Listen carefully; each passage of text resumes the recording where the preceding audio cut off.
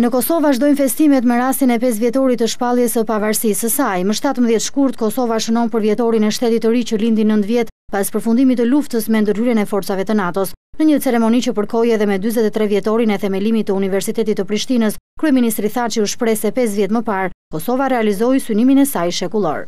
Pavarësia e Kosovës është kryevepër e synimeve, idealeve, përpjekjeve dhe sakrificave të vazhdueshme të brezave të tërë.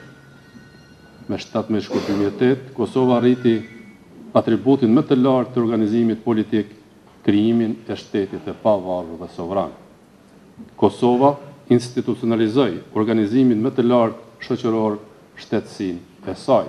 Rektori i Universitetit të Prishtinës Ibrahim Gashi tha se kremtimi i 2 përvjetorëve ka simbolik të veçantë, sepse Universiteti i Prishtinës i vuri vullën e kokës së lëvizjes për emancipim, për dije dhe liri kombëtare. Lëvizjen, tha ai, nuk e ndan dot nga rrugtimi i Universitetit të Prishtinës, pasi aty ku ishte Kosova, ishte edhe universiteti. Mbi 90 vende të botës e kanë njohur shtetin e Kosovës, por pavarësia vazhdon të kundërshtohet nga Serbia. Të dyja vendet janë përfshirë në një proces të ri bisedimesh për normalizimin e marrëdhënieve, që është edhe kusht për përparimin drejt integrimit evropian. Serbisë është kërkuar shpërbërja e strukturave paralele në veri, si kusht për të marrë një datë për nisjen e negociatave të antarësimit, ndërsa Kosovës të bëjë progres për të marrë datën për nënshkrimin e marrëveshjes së stabilizim asociimit me Bashkimin Evropian.